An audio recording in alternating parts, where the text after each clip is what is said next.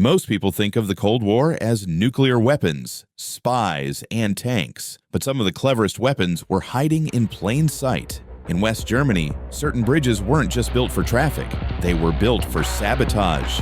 This is the story of West Germany's collapsing bridges.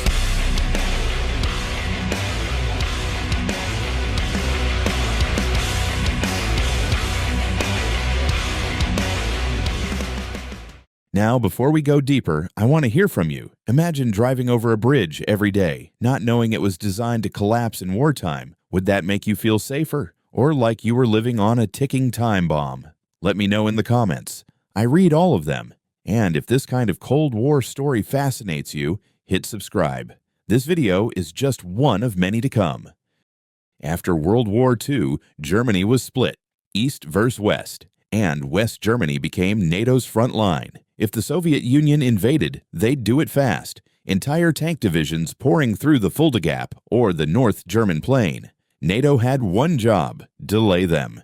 And that meant turning the landscape, bridges, roads, tunnels, into defensive weapons.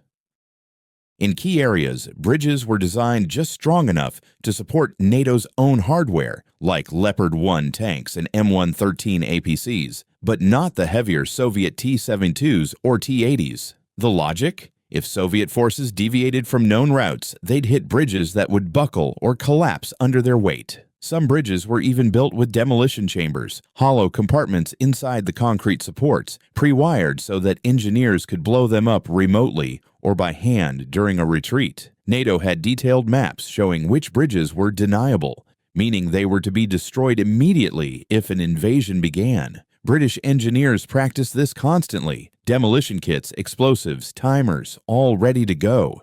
This wasn't paranoia, it was doctrine. NATO's entire plan relied on buying time. The longer they could stall Soviet advances, the more likely reinforcements could arrive or, worst case, escalate to nuclear options. The Bundeswehr, along with British and American engineers, maintained an active list of structures to destroy, sometimes within 12 hours of conflict. Roads in the Fulda Gap, Castle Basin, and the Weser River valleys were filled with these prepped bridges. To civilians, these bridges look totally normal. You drive over them every day and never know. But military planners knew exactly which ones had flaws baked in. Some even had false weight signage, hiding their true design limits. And yes, the collapse idea wasn't just theory. In tests, several bridge types were shown to fail under concentrated Soviet-style armored formations. The hope was simple. If you force the Red Army to take predictable routes, you concentrate them, and then you control the battlefield. These booby-trap bridges were never triggered in real combat, but they were real. Some still stand today, quietly upgraded or reinforced. Others were dismantled and erased from records. But their existence tells us something about Cold War thinking. Even your local highway could be a battlefield. Even your neighborhood bridge could be a line of defense.